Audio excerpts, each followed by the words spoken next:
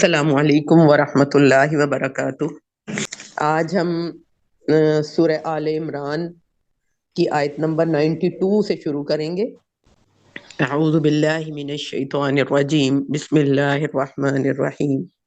اللہ تعالیٰ سے دعا ہے کہ اللہ تعالیٰ ہم جو کچھ یہ پڑھنے لگے ہیں، اللہ ہماری مدد فرمائے اس کو سیکھنے میں، اس کو پڑھنے پڑھانے میں، اس کو سیکھنے سکھانے میں اللہ تعالیٰ ہماری مدد فرمائے اور ہمارے عمل میں اس کو اتار دے۔ بسم اللہ الرحمن الرحیم۔ لن تنالوا البر حتى تنفقوا مما تحبون وما تنفقوا من شيء فإن الله به عليم۔ لن کا ترجمہ ہرگز نہیں، تنالو تم پہنچ سکتے، تم پا سکتے، تم پہنچ سکتے۔ النیل ہر اس چیز کو کہتے ہیں جسے انسان اپنے ہاتھ سے پکڑ لیتا ہے، یعنی کہ اس تک پہنچ جاتا ہے، اپنے ہاتھ سے پکڑ لینا، اس کو چھو لینا، اس تک پہنچ جانا، وہ ہے لن تنالو، ہرگز نہیں تم پہنچ سکتے، بر نیکی کو کہتے ہیں، بر نیکی کو، حتی یہ اس کا ترجمہ سب کو آتا ہوگا، حتی یہاں تک کہ، حتی یہاں تک کہ تنفقو تم خرچ کرو، نفقہ، نفقہ اس کا روٹ ورڈ ہے نفقہ، کسی چیز کے ختم ہو جانے یا چلے جانے کے معنی میں آتا ہے، یعنی کہ کسی بھی طریقے سے ایک فروخت ہو گئی، دے دی، آپ کے ہاتھ سے چلی گئی، تو تنفقو تم خرچ کرو، مما من اور ما کو جمع کیا گیا ہے، من میں نے سے اور ما میں نے جو، اس میں سے جو، تحبون محبت سے ہے، تحبون تم محبت کرتے ہو، تم عزیز رکھتے ہو، تم جسے بہت زیادہ پسند کرتے ہو،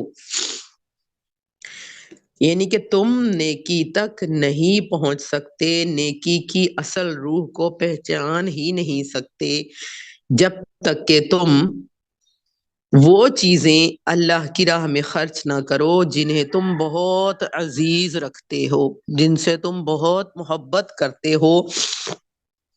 وما تنفقوا، و اور ما جو، تنفقوا تم خرچ کرو گے، من شیئن کچھ بھی، من میں نے سے شیئن کوئی بھی چیز، جو کچھ بھی ترجمہ کیا جاتا ہے، وما اور جو، تنفقوا تم خرچ کرو گے، من شیئن کوئی بھی چیز، فإن اللہ پس بے شک اللہ بھی اس کو، علیم خوب جاننے والا ہے، خوب جاننے والا، گہرائی تک جاننے والا، اس خرچ کے پیچھے کیا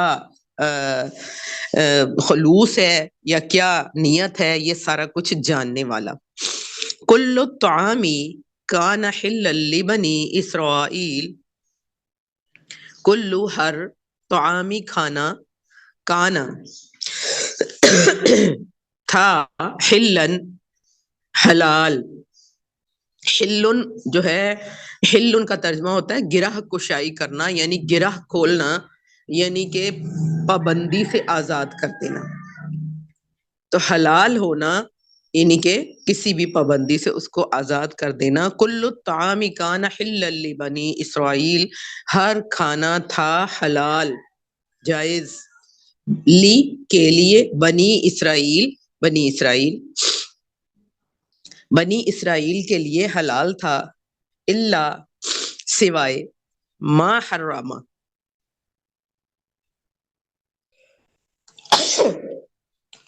سوائے جو، حرم حرام کر دیا، حرام کر لیا، کسی چیز سے روک دیا، حرام کرنا، روک دینا، شرعن یا کسی اور طریقے سے، یہاں پہ الا ما حرم سوائے جسے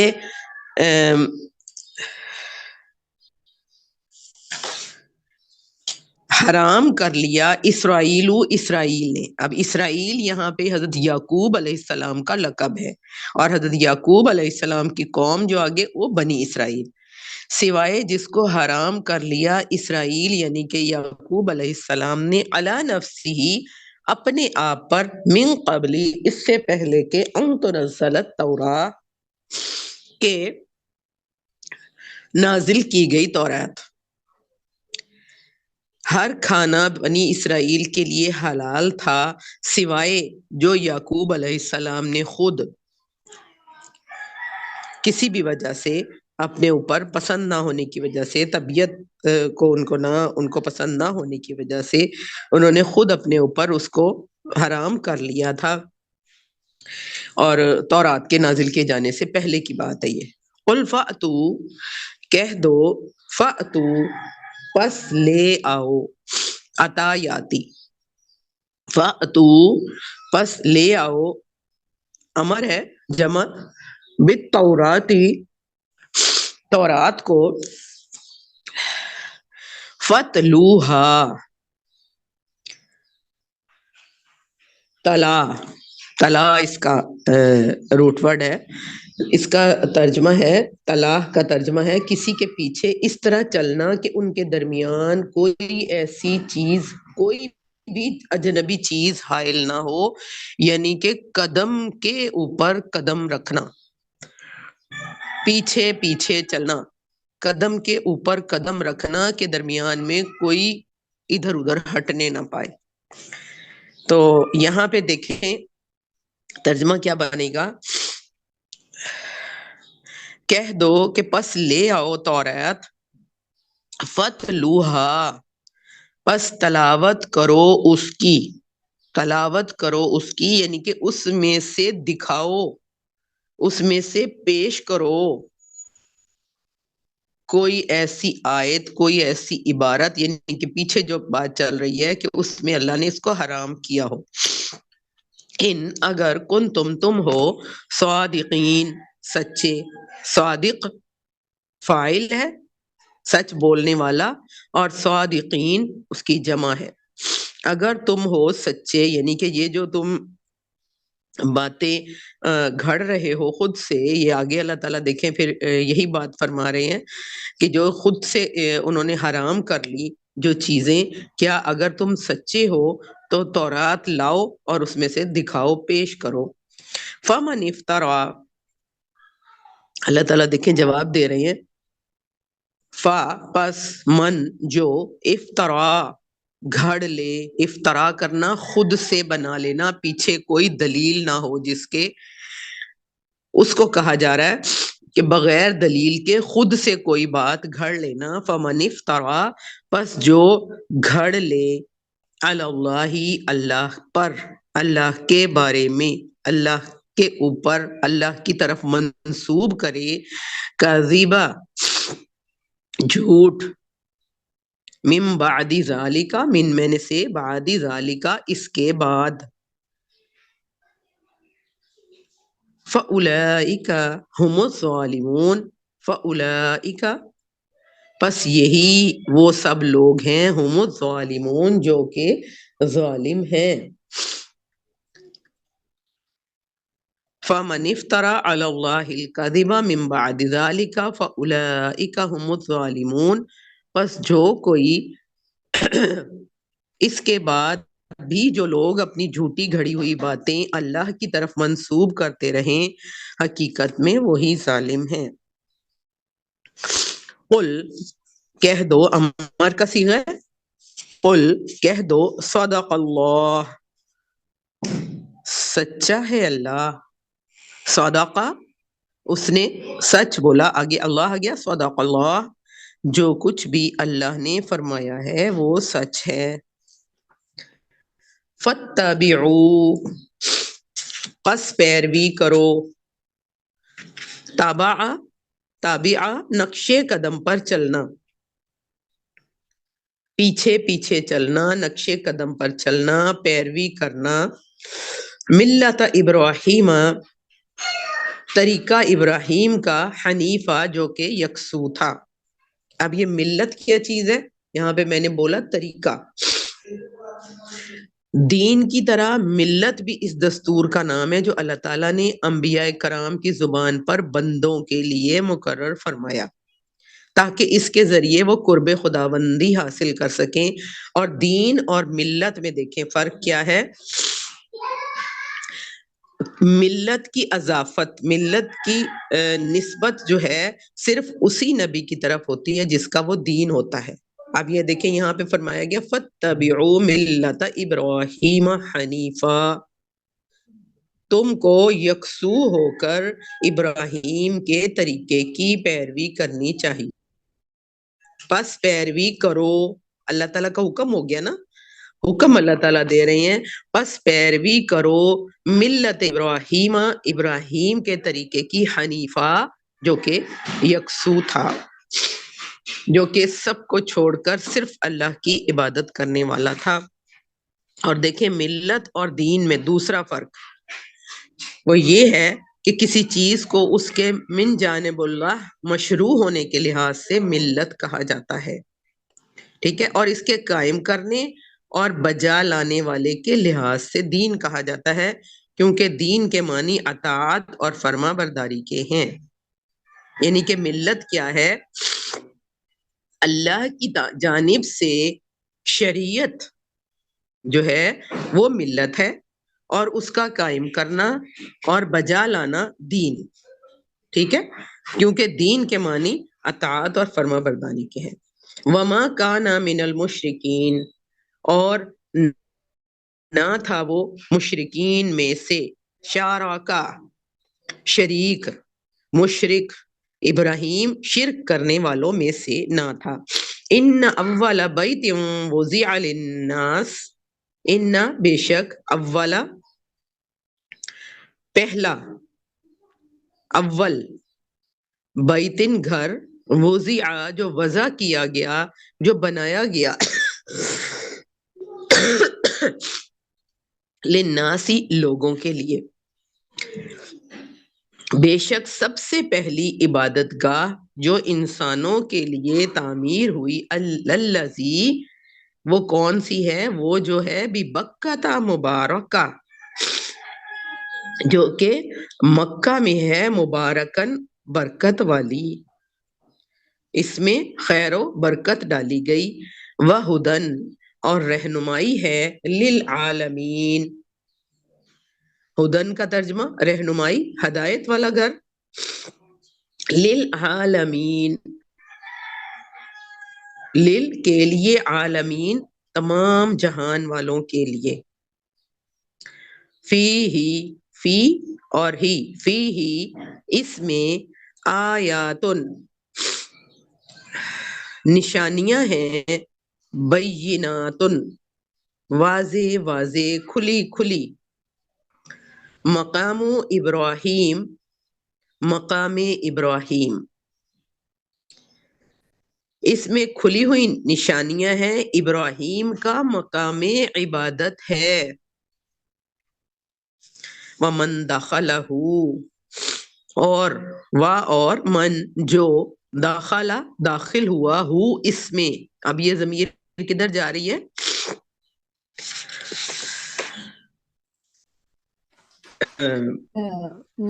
مکہ کی طرف، مکہ کی جو طرف، داخل ہو خانہ گیا کعبہ، خانہ کعبہ کی طرف، جو اس میں داخل ہو گیا، کان آمینہ ہو گیا وہ امن میں.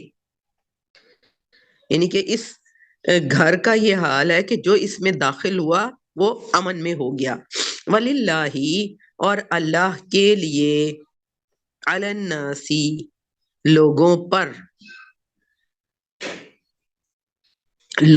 پر اللہ کا یہ حق ہے، حج البیتی کہ وہ حج کریں اس گھر کا، من استطاع جو استطاعت رکھتا ہو، الیہ سبیلا اس کی طرف پہنچنے کی، سبیلا راستے کی، اس کی طرف پہنچنے کی. ومن کفر، اب یہ اللہ کا حکم آ گیا نا کہ لوگوں پر اللہ کا یہ حق ہے. اللہ تعالیٰ نے کہا نا حج کرے، تو دیکھیں جو اس گھر تک پہنچنے کی استطاعت رکھتا ہو وہ اس کا حج کرے. وَمَن کفر، اور جو کوئی انکار کرے یعنی کہ اس حکم سے، اس حکم کی پیروی سے انکار کرے، فَإِنَّ اللَّهَ غَنِيٌّ، پس بے شک اللہ غنی بے نیاز ہے، عن العالمین تمام دنیا والوں سے. وہ جان لے کہ جو کوئی اس کے حکم کی پیروی سے انکار کرے گا تو وہ جان جائے کہ اللہ تمام دنیا والوں سے بے نیاز ہے، اللہ کا وہ کچھ نہیں بگاڑے گا. قل یا اہل الکتاب، قل کہہ دو، امر کا صیغہ پھر آ گیا، یا اے اہل الکتاب، اہل کتاب، لما تکفرون، کیوں تم انکار کرتے ہو، بآیات اللہ، اللہ کی آیات سے. اے اہل کتاب تم کیوں اللہ کی باتیں ماننے سے انکار کرتے ہو. واللہ، اور اللہ، شہید گواہ ہے، دیکھ رہا ہے، جانتا ہے، علی ما تعملون، اس پر جو تم عمل کرتے ہو. اے اہل کتاب تم کیوں اللہ کی باتیں ماننے سے انکار کرتے ہو، جو حرکتیں تم کر رہے ہو اللہ وہ سب کچھ دیکھ رہا ہے. قل یا اہل الکتاب، کہہ دو کہ اے اہل کتاب، لما تصدون عن سبیل اللہ، لما کیوں، تصدون صد یصد روکنا، تم کیوں روکتے ہو، عن سبیل اللہ اللہ کے راستے سے.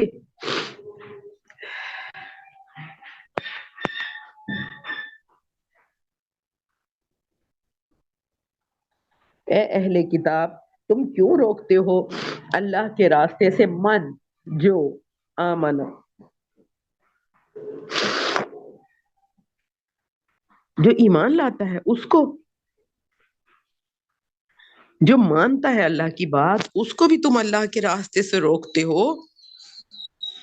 تبغونها عوجا وانتم شہداء، تبغونها تلاش کرتے ہو، عوجن ٹیڑھا، ٹیڑھ حاصل کرتے ہو، چاہتے ہو کہ وہ ٹیڑھی راہ پر چلے، استغفر اللہ، وانتم شہداء، شہداء اور تم خود گواہ ہو. وما اللہ، اور نہیں ہے اللہ، بغافل غافل، عما عن اور ما ہے اس سے جو تعملون تم کرتے ہو. یا ایہا الذین آمنوا، اے لوگو جو ایمان لائے ہو، ان تطیعوا، اگر تم نے اطاعت کی، اگر تم نے بات مانی، فریقاً ایک گروہ کی، من الذین ان لوگوں میں سے، اوتو دی گئی کتاب، اے لوگو جو ایمان لائے ہو اگر تم نے ان اہل کتاب میں سے ایک گروہ کی بات مان لی، یردوکم، را دا دال دال اس کا روٹ ورڈ ہے، یردوکم لوٹا کر لے جائیں گے، پھیر کر لے جائیں گے، کم تم کو واپس لے جائیں گے، بعد ایمانکم تمہارے ایمان کے بعد، کافرین کفر کی طرف. اے لوگو جو ایمان لائے ہو اگر تم نے ان اہل کتاب میں سے ایک گروہ کی بات مانی تو یہ تمہیں ایمان سے پھر کفر کی طرف پھیر لے جائیں گے. وَكَيْفَ تَكْفُرُونَ،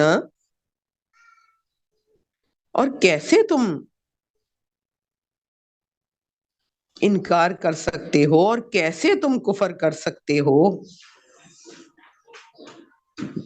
وَأَنْتُمْ، اور حالانکہ تم تتلا تم کو سنائی جاتی ہیں، تم پر تلاوت کی جاتی ہیں، آیات اللہ اللہ کی آیات، و اور فی میں کم تم سب، اور تم میں تمہارے درمیان رسول اس کا رسول ہے۔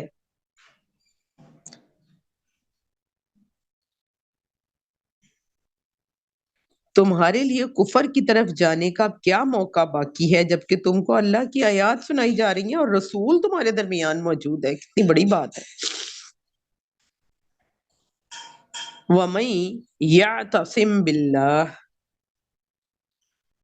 اور جو کوئی یعتصم مضبوطی کے ساتھ تھام لے گا، باللہ اللہ کو، جو کوئی اللہ کا دامن مضبوطی کے ساتھ تھام لے گا، فقد پس یقیناً ہدیہ ہدایت دیا جائے گا، الی طرف صراط مستقیم سیدھے راستے کی طرف۔ جو کوئی اللہ کا دامن مضبوطی کے ساتھ تھامے گا وہ ضرور راہ راست پا لے گا۔ اب ہم اس کو ان آیات کو سمجھنے کی کوشش کرتے ہیں، کچھ یہ مولانا کے حاشیوں کے ذریعے، مولانا نے جو تفہیم القرآن میں حاشیے لکھے ہیں ان کے ذریعے، اللہ تعالیٰ ہمارے دل میں ہمارے عمل میں اتار دے۔ آیات بڑی اہم ہے، بہت اہم ہے۔ لن تنالوا البر، تم نیکی کو پہنچ ہی نہیں سکتے جب تک کہ اپنی وہ چیزیں راہ خدا میں خرچ نہ کرو جنہیں تم عزیز رکھتے ہو۔ یہاں پہ ہمیں نیکی کی اصل روح بتائی جا رہی ہے، ظاہری شکل نہیں بلکہ حقیقی روح بتائی جا رہی ہے۔ سورہ بقرہ میں بھی ہم یہی عنوان پڑھائے ہیں کہ اصل میں نیکی ہے کیا، اور نیکی جو ہے نا اصل میں دیکھیں، نیکی وہ نہیں جو ہم خود سے شروع کر دیں، یہ ہمیں آگے جا کے یہ سمجھ آئے گی اگلی آیات میں کہ نیکی وہ نہیں جو ہم خود سے شروع کر دیں، بلکہ نیکی وہ ہے جس کی بنیاد قرآن و سنت ہو۔ بنیاد قرآن و سنت ہو، خود سے تو ہم نے بہت کچھ شروع کر دیا آج۔ اور یہاں پہ دیکھیں اس سب سے بڑی بات جو ہے نا وہ یہ بتائی جا رہی ہے کہ نیکی جو ہے وہ پسندیدہ چیزوں کا خرچ کرنا ہے۔ کمال نیکی تک اگر ہم نے پہنچنا ہے تو اپنی پسندیدہ چیزوں کو خرچ کرنا پڑے گا، اور نیکی کر دریا میں ڈال، یہ والے محاورے پہ چلنا پڑے گا۔ اب دیکھیں یہاں پہ مال کی محبت بھی دل سے نکالی جا رہی ہے۔ پسندیدہ چیزیں یہی ہوتی ہیں نا، اولاد ہے، مال ہے، گھر بار ہیں، دنیا میں پسندیدہ چیزیں ہے نا۔ یہاں پہ نا پہلے ہم سب اپنی نا پسندیدہ چیزوں کی لسٹ بنائیں۔ آپ جو ہے نا وہ کچھ میسیجز میں لکھیں پسندیدہ چیزیں، اور اللہ تعالیٰ دیکھیں سارا نہیں مانگ رہا کہ جو کچھ تمہیں دیا ہے سارا اللہ کی راہ میں لگا دو، اس میں سے جو تمہیں پسند ہو، اس میں سے جو سب سے زیادہ تمہیں پسند ہو اس میں سے دے دو اللہ کی راہ میں۔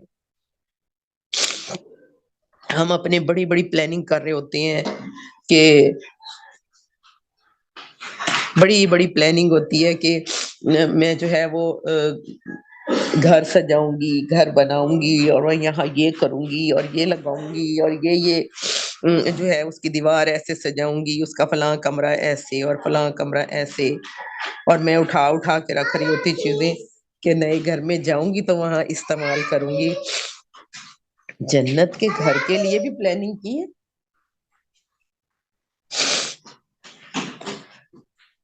علماء کہتے ہیں ہمیں موت سے ڈر اسی لیے لگتا ہے کہ ہم نے اپنی دنیا کو جو ہے وہ خوب آباد کر رکھا ہے، آخرت کو ویران، آخرت کو ویران کر رکھا ہے،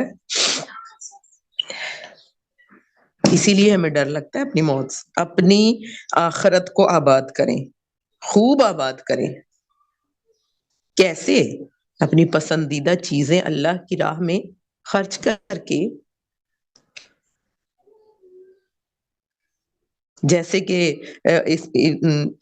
ایک واقعہ بڑا مشہور ہے نا کہ جب یہ آیت اتری تو انصار میں سے ابو طلحہ انصاری تھے، ان کے پاس بہت زیادہ باغات تھے، تو انہوں نے کہا نبی اکرم صلی اللہ علیہ وسلم میں اپنا سب سے پسندیدہ باغ جس کا نام بیرحا تھا کہ میں وہ اللہ کی راہ میں دیتا ہوں، اور وہ باغ بھی وہ تھا جو کہ پھلوں سے لدا ہوا اور جو کہ پانی بھی اس میں وافر اور اس میں درخت بھی وافر اور اس کے اندر ان کا گھر بھی تھا، جنت نظیر وہ گھر ہوگا کہ جہاں پہ پھول بھی اور پھل بھی اور جناب سبزیاں بھی اور سارا کچھ وہاں پہ اور سبزہ بھی، تو وہ انہوں نے اللہ کی راہ میں دے دیا۔ تو نبی اکرم صلی اللہ علیہ وسلم نے کیا فرمایا تھا کہ اپنے چچا زاد کو دے دو، یہ یعنی کہ عموماً جو ہوتا وہ یہ ہے کہ لوگ اوروں کو تو دینا بڑا پسند کرتے ہیں لیکن اپنوں کو دینا ذرا کم ہی پسند کرتے ہیں، تو آپ نے یہ چیز بھی وہاں پہ ڈالی کہ اپنی چچا زاد کو دے دو۔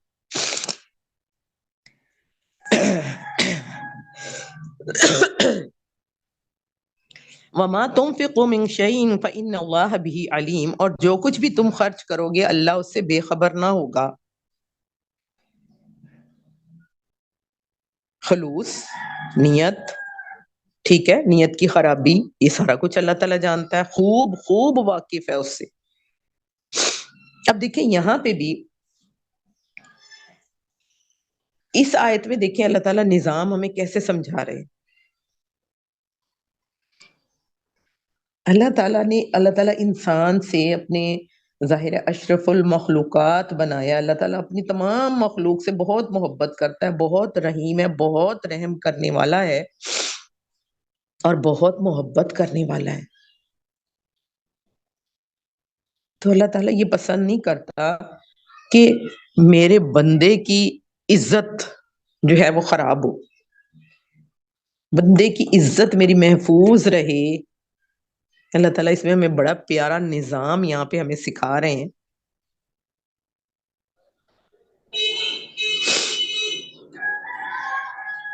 نبی اکرم صلی اللہ علیہ وسلم نے ہمیشہ جب بھی مانگا انفاق فی سبیل اللہ کے لیے، جب بھی ترغیب دلائی، ہمیشہ جنگوں کے لیے مانگا، نہ کہ اس لیے مانگا کہ فلاں کو کھانا کھلانا ہے، فلاں کے گھر میں جو ہے وہ کچھ نہیں ہے وہاں اس کو کچھ دینا ہے۔ اور نبی اکرم صلی اللہ علیہ وسلم کی ایک حدیث کا مفہوم یہ بھی ہے نا، ایک حصہ، کہ جتنی بھی مداد ہیں اللہ کی راہ میں خرچ کرنے کی، اس میں سب سے زیادہ اہمیت حاصل ہے کسی بھوکے کو کھانا کھلانا۔ اب وہ بھوکے کو کھانا کھلانا کیسے، اس کے لیے بھی دیکھیں، آج ہم دیکھتے ہیں رمضان شروع ہونے والا، جو لوگ زکوٰۃ دیتے ہیں ان کے گھروں کے باہر لائنیں لگی ہوتی ہیں، عورتوں کی بھی مردوں کی بھی، کئی مرتبہ ان کو واپس کر دیا جاتا ہے، کئی مرتبہ تو ان کو دھکے بھی دے کے نکالنا پڑ جاتا ہے۔ یہ کیا نظام ہے؟ عزت نفس خراب ہو رہی ہے۔ زکوٰۃ کا باقاعدہ نظام ہمارے خلفائے راشدین نے جو ہے وہ بنایا ہوا تھا، لا کے لوگ جمع کراتے تھے اور وہاں سے پھر وہ گورنمنٹ جو تھی، وہ خلفائے راشدین جو تھے، وہ پھر ان لوگوں تک پہنچاتے تھے۔ اس طرح ان کی عزت نفس بھی قائم رہتی تھی۔ میرا جو خیال ہے نا، جو میں سمجھتی ہوں، جہاں تک میری سمجھ ہے، کہ اگر زکوٰۃ کا نظام قائم کیا جائے، وہ اس طرح ہو کہ زکوٰۃ ساری جو ہے وہ جمع کی جائے بیت المال میں، اور اس زکوٰۃ میں سے لوگوں کے لیے کوئی فیکٹریاں لگائی جائیں، کوئی چھوٹے چھوٹے گھریلو کاروبار اس طرح کے شروع کیے جائیں، اور وہ ان مستحق لوگوں کو، ان کو اس میں جو ہے وہ نوکریاں دی جائیں، اور اس میں سے وہ ان کو اچھی ان کی پے دی جائے، تاکہ ان کی عزت نفس بھی قائم رہے۔ آج جو نظام ہم نے بنا لیا ہے نا، کہ بھوکے کو کھانا کھلانا سب سے زیادہ ثواب کا کام ہے، تو اس کو ہم نے جو ہے وہ دسترخوان سجانے شروع کر دیے، فلاں جو ہے وہ سڑک کے کنارے لگا کے بیٹھ گیا، اور فلاں ادھر لگا کے بیٹھ گیا، فلاں ادھر، اور اتنے لوگ روزانہ ہم گزرتے ہیں تو دیکھتے ہیں کہ اتنے لوگ وہاں لائنوں میں، پہلے لائنیں چھوٹی ہوتی تھیں، اب وہ بڑھتی جا رہی ہیں، بڑھتی جا رہی ہیں، مانگنے والے پیدا ہو رہے ہیں، اس طرح عزت نفس بالکل ختم ہی ہو جاتی ہے۔ ایک دفعہ کوئی کھانا کھا لیتا ہے وہاں سے جا کے، تو دوبارہ جو ہے وہ پھر چلا جاتا ہے، ایک دفعہ مجبوری میں کھا لیتا ہے، دوبارہ آسانی کے لیے چلا جاتا ہے۔ عزت نفس بالکل ختم ختم ختم ہوتی جا رہی ہے۔ تو یہ نہیں سکھا رہا ہمیں یہ نظام یہ نہیں سکھا رہا ہے، بلکہ دیکھیں ہمیں اس نظام کو بنانا ہے، ہمیں انسانوں کی عزت کو بھی قائم رکھنا ہے، اور اس کو نظام کے تحت لے کے چلنا ہے باقاعدہ۔ دیکھیں، اور وہ کب آئے گا وہ نظام؟ ظاہر ہے جب اسلامی حکومت آئے گی، جو اس بات کو سمجھنے والے ہوں گے وہ اس طرح بنائیں گے۔ کیا حضرت عمر فاروق کے دور میں ایسا ہوتا تھا؟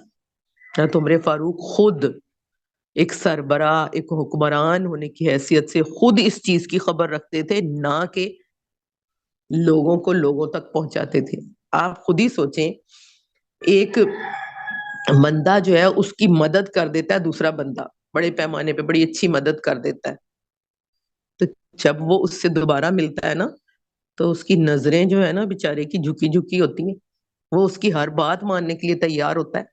آج ہمارا ملک جس جس جگہ کھڑا ہے نا، وہ ہمیں یہاں سے بڑی اچھی طرح سمجھ آ جاتی۔ قرض لے لے کے اب ہم نے، ظاہر ہے وہ اپنی ہر بات ہم سے منواتے، تو یہ ایسے عزت ختم ہوتی ہے، ایسے جو ہے وہ خودداری ختم ہو جاتی ہے۔ تو اس کو نظام کے تحت لے کے آنا ہے، اور دیکھیں نظام بھی کیسا؟ خلوص والا۔ نیکی کا تصور جو ہے نا، وہ ساری جو ہے وہ مذاہب میں موجود ہے۔ نیکی انسان کی فطرت کے اندر ڈالی گئی ہے، نیکی کا تصور سب میں موجود ہے۔ ہندو جو ہے نا وہ بہت زیادہ انکساری کرنے کو نیکی سمجھتے ہیں، بدھ مت جو ہے وہ بہت زیادہ برداشت کو، کہ برداشت کیے جاؤ، کتنا بھی ظلم ہو رہا ہے برداشت کیے جاؤ، اس کو نیکی سمجھتے ہیں۔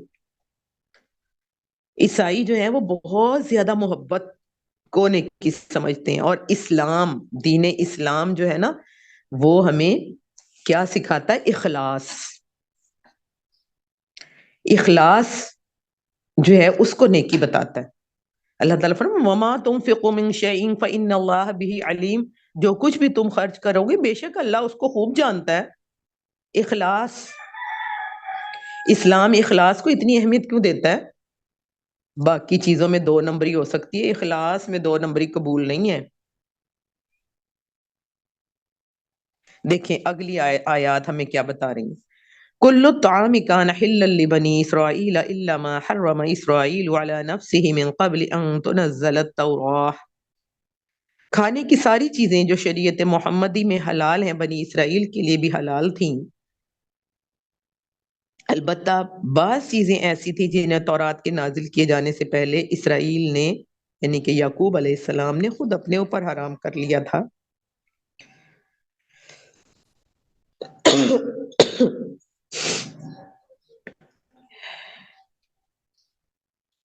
اب یہاں پہ قرآن اور محمد صلی اللہ علیہ وسلم کی تعلیمات پر جب علماء یہود کوئی اصولی اعتراض نہ کر سکے، اعتراضات لگا رہے ہیں نا، لیکن اصولی اعتراض کوئی نہ کر سکے، کیونکہ اساس دین دین کی بنیاد جن امور پر ہے انہی میں انبیاء سابقین کی تعلیمات اور نبی عربی کی تعلیم میں یکسر منہ فرق نہ تھا، اساس دین ایک ہی تھی، ٹھیک ہے۔ فقہی مسائل میں تھوڑا اگر فرق آ گیا تو انہوں نے اعتراض جو ہے وہ وہاں پہ لگانا شروع کر دیا۔ پہلا اعتراض ان کا کیا تھا کہ آپ نے کھانے پینے کی بعض ایسی چیزوں کو حلال قرار دیا ہے جو پچھلے انبیاء کے زمانے سے حرام چلی آ رہی ہیں۔ اسی اعتراض کا جواب یہاں دیا جا رہا ہے، کہا جا رہا ہے کہ یہ تو چھوٹی چھوٹی باتیں ہیں، اصل کی طرف آؤ، اصل کی طرف آؤ۔ یہ چھوٹی چھوٹی باتیں، فقہی باریکیاں، اصل چیز کو چھوڑ دیتے ہیں اور مذہب کے خانے میں ایسی چیزیں ڈال دیتے ہیں، فقہی باریکیوں میں پڑے رہتے ہیں۔ انہوں نے سوچا کہ چلو یہی اعتراض نکال دو۔ جیسے کہ آج ہم بھی بہت زیادہ اس چیز میں پڑے ہوئے ہیں،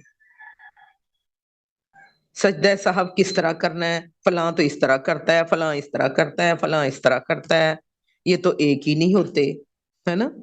اور جو ہے وہ تراویح کی اتنی رکعت فلاں پڑھتا ہے، اتنی پڑھتے ہیں، یہ تو ایک طرح کا طریقہ ہی نہیں ہے، ان کا تو ہونا تو چاہیے بالکل ایک طرح کا۔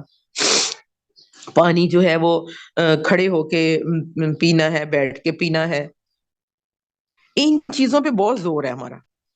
یہودی بھی یہی دیکھیں اعتراض لگا رہے ہیں، یعنی کہ اگر دیکھیں ان میں یہ ایسی چیزیں ہیں، یہ فرائض نہیں ہے، اگر ان میں تھوڑی غلطی ہو بھی جائے تو جہنم کے عذاب کے حقدار نہیں ہوں گے۔ قرآن کی دنیا میں آ کر قرآن پڑھیں، ٹھیک ہے، قرآن کی دنیا میں آ کر قرآن پڑھیں، نہ کہ جو مذہب کا تصور ہم سنتے چلے آ رہے ہیں نا کہ سونا کیسے، جاگنا کیسے، ٹیبل پر کھائیں بیٹھ کے، یا صرف دسترخوان پہ بیٹھ کے کھانا ہی ٹھیک ہے، بیٹھ کے کھانا، کھڑے ہو کے کھانا۔ جب ہم قرآن پڑھتے ہیں تو پتہ چلتا ہے کہ یہاں تو کچھ اور ہی ڈسکس ہو رہا ہے۔ فرائض کا پورا کرنا اور نیکی کی اصل روح جو ہے وہ اصل چیز ہے، نیکی کی اصل روح اللہ تعالی کی محبت ہے، ایسی محبت کہ رضائے الہی کے مقابلے میں دنیا کی کوئی چیز عزیز تر نہ ہو۔ اللہم اعطنی حلاوت ایمان، اللہم اعطنی حلاوت رضائے الہی من کل امر۔ اللہ تعالیٰ مجھے ہر کام میں اللہ میں تیری رضا ہی چاہوں، اور اس میں مجھے اتنا مزہ آئے، اتنا مزہ آئے، اللہ مجھے یہ عطا فرما دے، مجھے وہ مزہ عطا فرما دے۔ جس چیز کی بھی محبت آدمی کے دل پہ اتنی غالب آ جائے کہ وہ اسے اللہ کی محبت پہ قربان نہ کر سکتا ہو، کوئی بھی چیز، میں نے آپ سے کہا تھا نا پسندیدہ چیزوں کی لسٹ بنائیں اور پھر سوچیں کہ کیا ان میں سے اگر مجھے اللہ کے راستے میں کچھ دینا پڑے تو کیا میں دے سکتی ہوں؟ اپنا حساب لگائیں کہ آپ نیکی کے کس معیار پہ ہیں ہم۔ کیا میری اولاد اللہ تعالیٰ مجھ سے مانگتا ہے، کیا میں دے سکتی ہوں؟ اپنے دل کو ٹٹولے کہ میں اپنا سارا مال، جیسے کہ حضرت عمر فاروق، حضرت ابوبکر صدیق لا کے جنگ کے لیے سارا جمع کر دیتے تھے، اپنے گھر میں سوئی تک بھی نہ چھوڑ کے آتے تھے، اپنے دل کو ٹٹولیں کہ میں نیکی کے کس معیار پہ ہوں۔ تو جس چیز کی محبت بھی آدمی کے دل پر اتنی غالب آ جائے کہ وہ اسے اللہ کی محبت پر قربان نہ کر سکتا ہو، بس وہی بت ہے، اور جب تک اس بت کو آدمی توڑ نہ دے نیکی کے دروازے اس پہ بند ہے۔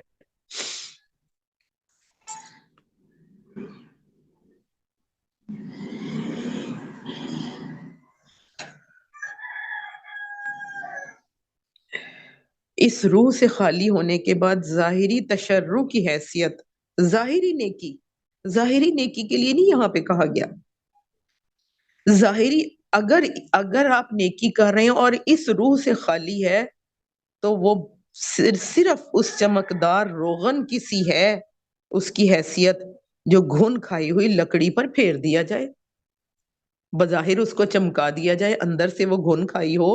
انسان ایسے روغنوں سے دھوکا کھا سکتے ہیں مگر اللہ نہیں کھا سکتا.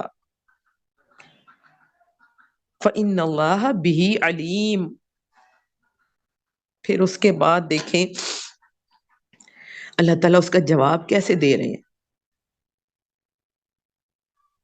اب دیکھیں وہ جو انہوں نے یہ فقہی چھوٹی چھوٹی باتیں، فقہی مسائل جو ہے وہ اس پہ اعتراض لگانا شروع کر دیا. حالانکہ جو یعقوب علیہ السلام تھے، نزول تورات سے پہلے بعض چیزیں جو ہیں انہوں نے رسمن جو ہے وہ حرام قرار دے لی تھی. اگر اس سے مراد یعقوب علیہ السلام لیے جائیں تو اس کا مطلب یہ ہوگا کہ آپ نے بعض چیزوں سے طبعی کراہت کی بنا پر یا کسی مرض کی بنا پر جو ہے اس سے بچنا شروع کر دیا، تو ان کی اولاد نے بعد میں انہیں ممنوع سمجھ لیا.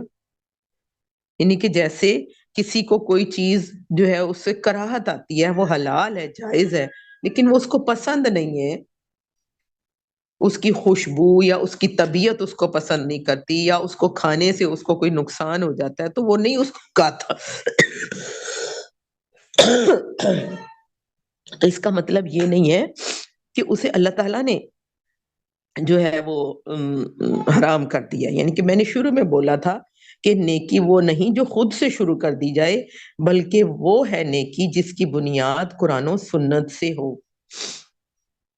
اب یہاں پہ دیکھیں، اب کسی کو کوئی چیز پسند نہیں ہے تو اس کا مطلب یہ نہیں ہے کہ وہ اللہ تعالیٰ نے اس کو حرام کر دیا. یہاں پہ یہ پھر اس کا جواب بھی اللہ تعالیٰ جو ہے وہ خود ہی دے رہے ہیں. قُلْ فَأْتُوا بِالتَّوْرَاةِ فَاتْلُوهَا إِن كُنتُمْ صَادِقِينَ. اگر تم سچے ہو تو لاؤ تورات اور پیش کرو اس کی کوئی عبارت. اس کے بعد بھی اب دیکھیں اللہ کی کتاب سے کوئی عبارت لاؤ، کوئی آیت لاؤ اور اس میں سے پیش کرو، کوئی دلیل دو. دلیل کے بغیر خود سے کچھ بھی نہ کوئی نیکی شروع کرنی ہے اور نہ ہی کوئی جو ہے اپنے اوپر کسی کو ممنوع کر لینا ہے، کوئی حرام کر لینی ہے کوئی چیز دلیل کے بغیر. دلیل کون سی ہے؟ قرآن و سنت.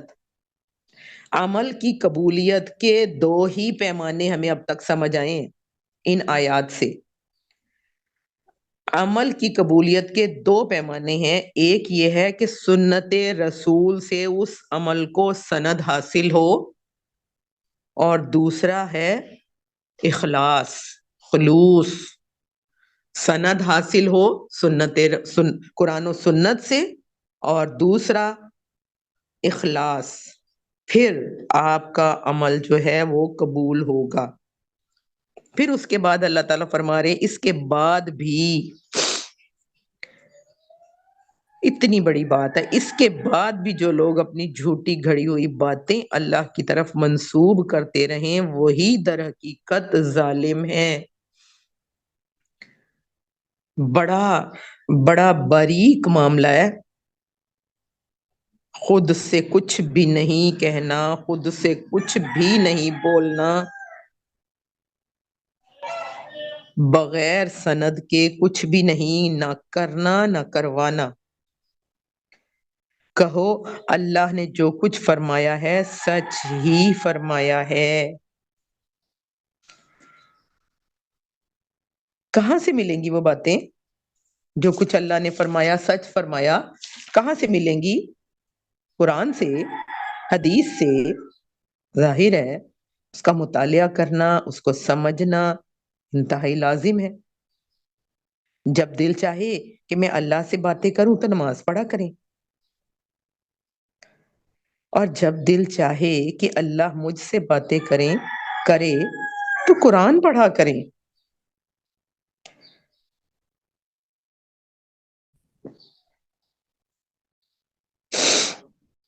پھر اسی بات کی طرف آتی ہوں کہ میں نے آپ سے کہا تھا پسندیدہ چیزوں کی لسٹ بنائیں. آپ کو اللہ تعالیٰ نے انسان بنایا، اشرف المخلوقات بنایا، اور سب سے بڑی بات یہ کہ آپ کو مسلمان بنایا. پھر آپ کے پاس صلاحیتیں دیں، وقت دیا، اللہ تعالیٰ نے صحت دی، تندرستی دی. اللہ کی خاطر ان ساری چیزوں کو قربان کریں گے تو ایمان کا مزہ نصیب ہوگا. ایمان کا مزہ پھر نصیب ہوگا۔ آگے اللہ تعالیٰ فرما رہے ہیں تم کو یکسو ہو کر ابراہیم کے طریقے کی پیروی کرنی چاہیے۔ فَاتَّبِعُوا، پس پیروی کرو، اللہ کا حکم ہے، ملت ابراہیم حنیفہ، ابراہیم کے طریقے کی جو کہ یکسو، یہ ہے اصل نیکی، یہ ہے اصل نیکی، مسلم ہونا، مسلم حنیف ہونا، یہ ہے اصل نیکی۔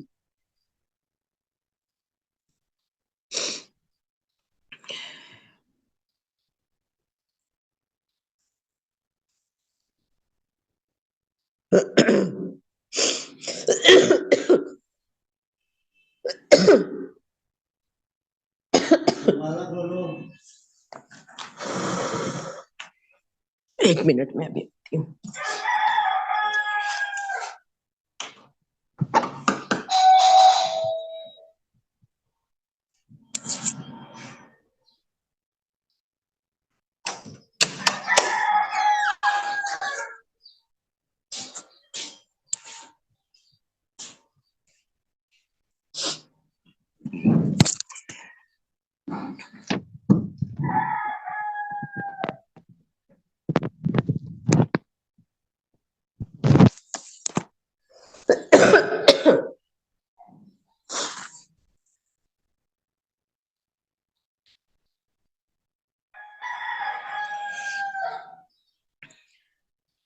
اب یہ دیکھیں حنیف کیا ہے؟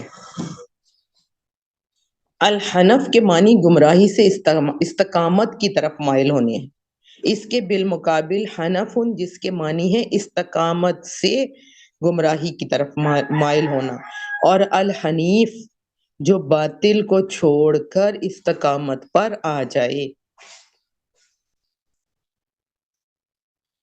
خدا کے فرما بردار، اللہ کے فرما بردار جو بس صرف اسی کے ہو کر رہے، سب سے بے تعلق ہو کر ایک خدا کے ہو رہے، حنیف اس کو کہتے ہیں۔ ابراہیم علیہ السلام کس جو ہے وہ جگہ پیدا ہوئے ہیں، کس گھر میں پیدا ہوئے ہیں، اور جو ہے وہ کیا کام وہاں ہو رہا ہے، اور پھر وہ وہاں بیٹھ کے جو ہے وہ سوچ رہے ہیں، یعنی کہ ابراہیم کے طریقے، ابراہیم نے ہر وہ چیز جو دین کے راستے میں ایک رکاوٹ بنی اس کو قربان کر دیا۔ ایسا یکسو ہو جانا، ایسا ذہن کو بالکل اس طرف کر لینا۔ وما کان من المشرکین، اور ابراہیم شرک کرنے والوں میں سے نہ تھا۔ یعنی کہ اب دیکھیں پھر وہی بات یہاں پہ سمجھائی جا رہی کہ یہ فقہی جزیات میں کہاں جا پھنسے ہو۔ حاشیہ نمبر 78، کہاں جا پھنسے ہو؟ دین کی جڑ تو اللہ واحد کی بندگی ہے جسے تم نے چھوڑ دیا اور شرک کی آلائشوں میں مبتلا ہو گئے۔ بحث کرتے ہو فقہی مسائل میں، آج بھی میری بھی ابھی کسی اپنے ایک رشتہ دار سے ہی بات ہو رہی تھی، وہ اس چیز پہ کہ کون سی رات ہے جس میں جو ہے وہ اللہ تعالیٰ قسمتوں کے فیصلے فرماتے ہیں، کون سی رات ہے جس میں قرآن پاک نازل ہوا تھا۔ تو میں ان کو سمجھانے کی پوری کوشش کر رہی تھی کہ لیلۃ المبارکہ، لیلۃ القدر ایک ہی چیز ہے، ایک ہی چیز ہے، اور ایک ہی رات ہے، اور وہی وہ رات ہے جس میں کہ قرآن پاک نازل ہوا۔ تو وہ کہتے ہیں آپ لوگ تو ایک ہوتے ہی نہیں، کسی ایک بات پہ ایک ہوتے ہی نہیں ہے۔ حالانکہ دیکھیں یہ تو وہ مسائل ہیں کہ جہاں تک ہمارا علم اور ہمارے علماء جو ہیں ہمیں وہ سمجھاتے ہیں، اس سے آگے ہم نہیں جا سکتے، ٹھیک ہے، اور اللہ ہی جانتا ہے۔ اور قرآن پاک جو ہے اس میں بڑی دلیل کے ساتھ جو ہے وہ بتایا جا رہا ہے کہ یہ وہی رات ہے، لیکن وہ کہتے ہیں کہ آپ لوگ تو ایک ہوتے ہی نہیں ہے۔ کوئی کہتا ہے جی وہ جو شعبان کی 14ویں رات ہوتی ہے وہ ہوتی ہے جس میں قسمتوں کے فیصلے ہوتے ہیں، کوئی کہتا ہے رمضان کی لیلۃ القدر میں ہوتے ہیں۔ تو میں نے کہا آپ خود کیوں نہیں قرآن پڑھتے، خود کیوں نہیں سمجھتے؟ ہم نا صرف یہیں تک رہ جاتے ہیں کہ فلاں یہ کہتا ہے، فلاں یہ کہتا ہے۔ ہمیں خود محنت کرنی ہے، ہمیں خود سمجھنے کی کوشش کرنی ہے، ورنہ ہم تذبذب میں ہی پڑے رہیں گے۔ جیسے کہ دیکھیں یہاں ہے اللہ تعالیٰ کیا فرما رہے ہیں اس میں کہ یہ ابراہیم کے طریقے کی پیروی کرو۔ ابراہیم جو تھا وہ شرک کرنے والا نہ تھا، دین کی جڑ تو اللہ واحد کی بندگی ہے، جسے چھوڑ دیا اور شرک کی علائشوں میں مبتلا ہو گئے۔ اصل ملت ابراہیمی سے ہٹ جانے کے بعد انحطاط کی طویل صدیوں میں تمہارے علماء کی موشگافیوں سے پیدا ہو۔ پھر اس کے بعد یہودیوں کا دوسرا اعتراض دیکھیں، ان اول بیت وضع للناس، بے شک سب سے پہلی عبادت گاہ جو انسانوں کے لیے تعمیر ہوئی وہی ہے جو مکہ میں واقع ہے۔ اس کو خیر و برکت دی گئی تھی اور تمام جہان والوں کے لیے مرکز ہدایت بنایا گیا تھا۔ اس میں کھلی ہوئی نشانیاں ہیں ابراہیم کا مقام عبادت، اور اس کا حال یہ ہے کہ جو اس میں داخل ہوا وہ مامون ہو گیا۔ اب یہ یہودیوں کا اعتراض کہ بیت المقدس کو چھوڑ کر کعبہ کو قبلہ کیوں بنایا گیا؟ وہ کہہ رہے ہیں کہ پچھلے انبیاء کا تو قبلہ بیت المقدس ہی تھا، اور اس کا جواب ہم سورہ بقرہ میں پڑھ چکے ہیں۔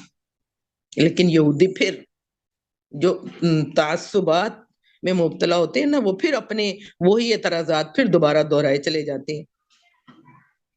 تو یہاں پھر جواب دیا جا رہا ہے کہ بیت المقدس کے متعلق خود بائبل ہی کی شہادت موجود ہے کہ حضرت موسیٰ کے 450 برس بعد حضرت سلیمان نے اس کو تعمیر کیا، اور حضرت سلیمان ہی کے زمانے میں وہ قبلہ اہل توحید قرار دیا گیا۔ اور برعکس اس کی یہ تمام عرب کی متواتر اور متفق علیہ روایات سے ثابت ہے کہ کعبہ کو حضرت ابراہیم نے تعمیر کیا، اور وہ حضرت موسیٰ سے 8-9 برس پہلے گزرے ہیں۔ لہٰذا کعبہ کی اولیت ایک ایسی حقیقت ہے جس میں کسی کلام کی گنجائش نہیں۔ پھر وہی فقہی اعتراضات اٹھا رہے ہیں، وہ اعتراضات اٹھا رہے ہیں۔ اب دیکھیں، اور وہ کیا رہے ہیں، یہ گھر ہے، اللہ تعالیٰ فرما رہے ہیں نا ہدی للعالمین، جو کہ ہدایت ہے، جو کہ رہنمائی ہے، مرکز ہدایت ہے تمام جہان والوں کے۔ وہ کہہ رہے ہیں گھر کیسے ہدایت والا، گھر سے کیسے ہدایت ملے گی؟ یہ حلاوت شعائر کی بات ہے۔ جو لوگ وہاں جاتے ہیں نا، اللہ تعالیٰ ہمیں بھی لے جائے، سب دعا کریں اللہ تعالیٰ مجھے بھی لے جائے، آپ کو بھی لے جائے، جو دل تڑپ رہے ہیں وہاں جانے کے لیے اللہ تعالیٰ انہیں لے جائے۔ تو جو شاعر اللہ ہے نا، ان کا مزہ ہی کچھ اور ہے۔ جو لوگ جاتے ہیں وہ بتاتے ہیں کہ جاتے ہی مکہ پہ کعبہ پہ نظر پڑتے ہی جو ہے وہ کیا تاثرات ہوتے ہیں، کیا جو ہے وہ جذبات ہوتے ہیں، کیا وہ احساسات ہوتے ہیں۔ وہ وقت ہوتا ہے کہ اللہ تعالیٰ سے اس وقت اپنے ہدایت کے لیے دعا کرے۔ پھر اس میں کھلی ہوئی نشانیاں، ایسی کھلی نشانیاں، ایسی علامات پائی جاتی ہیں جس سے ثابت ہوتا ہے کہ یہ اللہ کی جناب میں مقبول ہوا، اور اللہ نے اپنے گھر کی حیثیت سے اس کو پسند فرما لیا۔ اور پھر اس کے بعد ابراہیم کا مقام عبادت،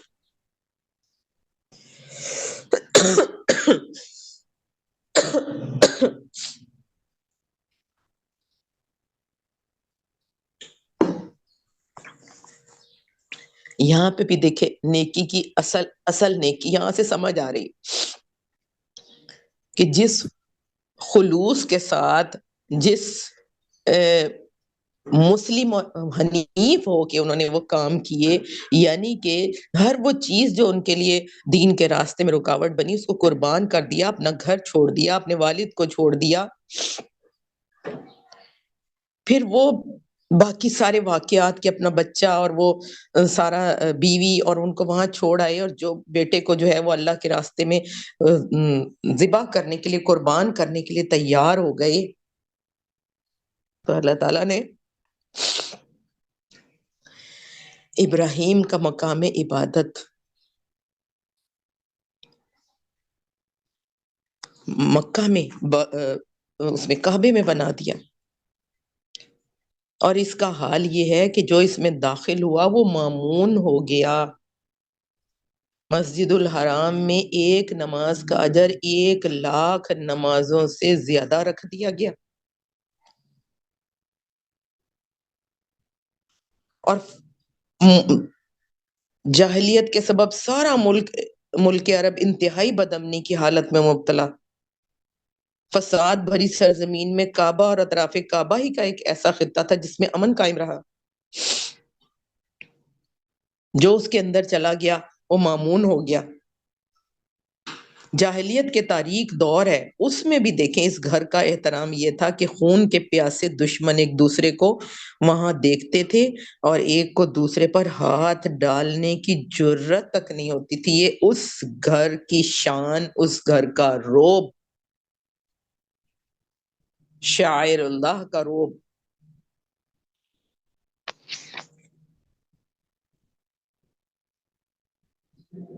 پھر اس کے بعد اللہ تعالیٰ کیا فرما رہے ہیں؟ لوگوں پر اللہ کا حق یہ ہے کہ جو اس گھر تک پہنچنے کی استطاعت رکھتا ہو وہ اس کا حج کرے، اور جو کوئی اس حکم کی پیروی سے انکار کرے تو اسے معلوم ہو جانا چاہیے کہ اللہ تمام دنیا والوں سے بے نیاز ہے. استطاعت میں ذاتی صحت، سفر کا امکان اور راستوں کا امن و امان جو ہے وہ شامل ہیں. اگر یہ سب کچھ میسر ہے تو وہ حج کرنے جائے.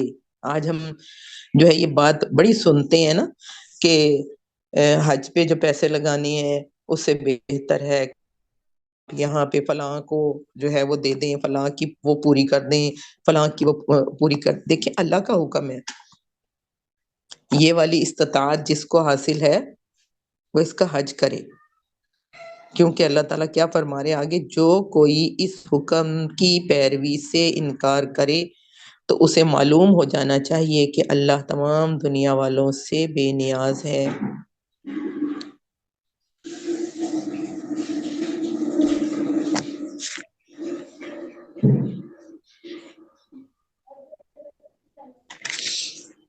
آگے اللہ تعالیٰ فرما رہے کہو اے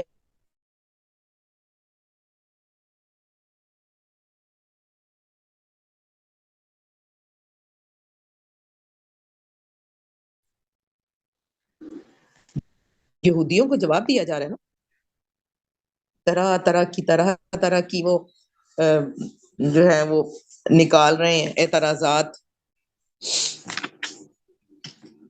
کہو اہل کتاب یہ تمہاری روش ہے کہ جو اللہ کی بات مانتا ہے اسے بھی تم اللہ کے راستے سے روکتے ہو اور تم چاہتے یہ ہو کہ وہ ٹیڑھی راہ پر چلے.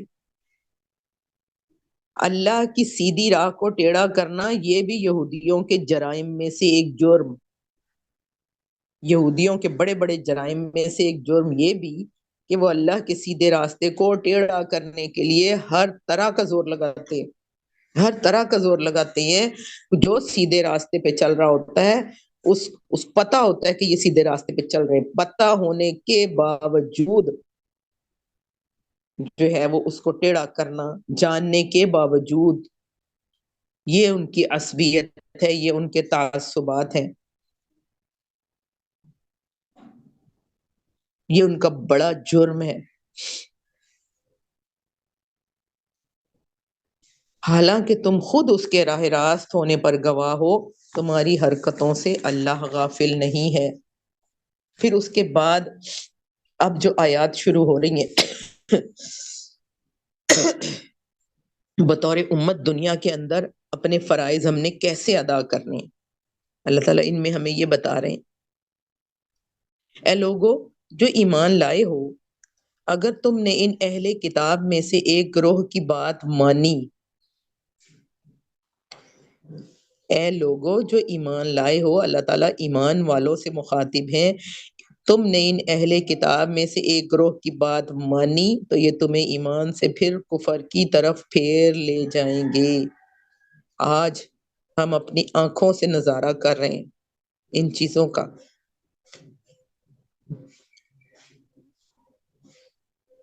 یہودیوں سے قرضے لے لے کر ہمیں ان کی ساری باتیں ہم مان رہے ہیں.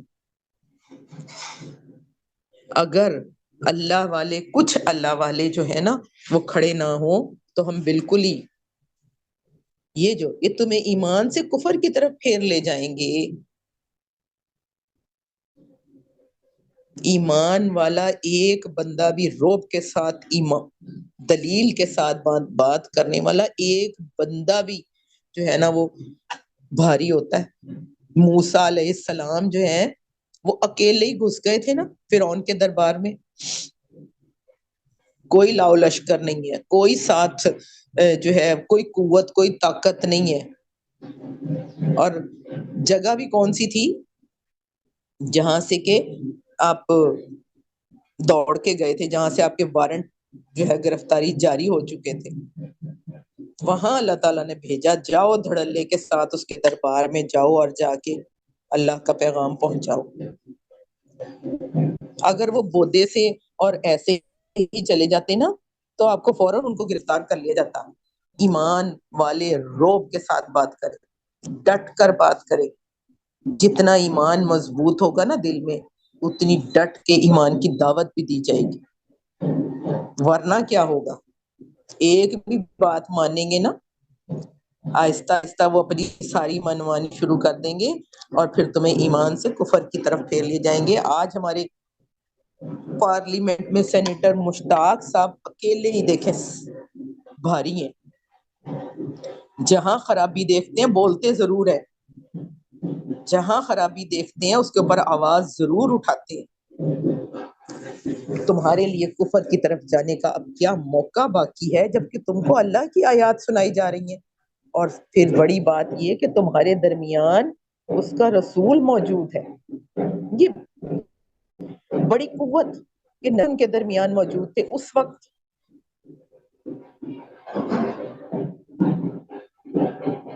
جو اللہ کا دامن مضبوطی کے ساتھ تھامے گا, جو اللہ کی ہدایات پر اللہ کی احکامات پر خلوص کے ساتھ عمل کرے گا, خلوص ہی درکار ہے,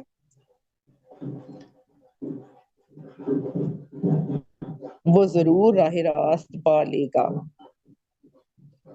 پورے دیکھیں رکوع کا نچوڑ کیا ہے, راہ راست پانی ہے. پہلی آیت کا اور آخری آیت کا ربط کیا بنتا ہے؟ اللہ کا دامن مضبوطی کے ساتھ تھامنا. لن تنالوا البر حتى تنفقوا مما تحبون. ہرگز نہیں نیکی تک پہنچ سکتے, ہرگز نہیں نیکی کی اصل روح تک پہنچ سکتے جب تک کہ اپنا نفس بڑا پیارا ہے, اپنی نیند بڑی پیاری ہے, اپنا کھانا پینا بڑا پیارا ہے, اپنا سارا کچھ بڑا پیارا ہے, جب تک کہ وہ ساری چیزیں اللہ کی راہ میں قربان نہیں کریں گے. اللہ کا دامن جو مضبوطی کے ساتھ تھامے گا, جو اللہ کے ساتھ مضبوط تعلق بنائے گا, جو اللہ کے ساتھ اتنا پیار جس کو ہوگا وہی یہ کام کر سکے گا نا. اور راہ راست پانے کے لیے, سیدھا راستہ پانے کے لیے, صراط مستقیم پانے کے لیے یہ سب کچھ کرنا لازمی ہے, یہ سب کچھ کرنا ضروری ہے. تو اللہ تعالیٰ سے دعا ہے کہ اللہ تعالیٰ ہمیں ہماری نیتوں کو خالص کر لے صرف اپنے لیے. سبحانک اللہم و بحمدک نشہد ان لا الہ الا انت نستغفرک و نتوب الیک.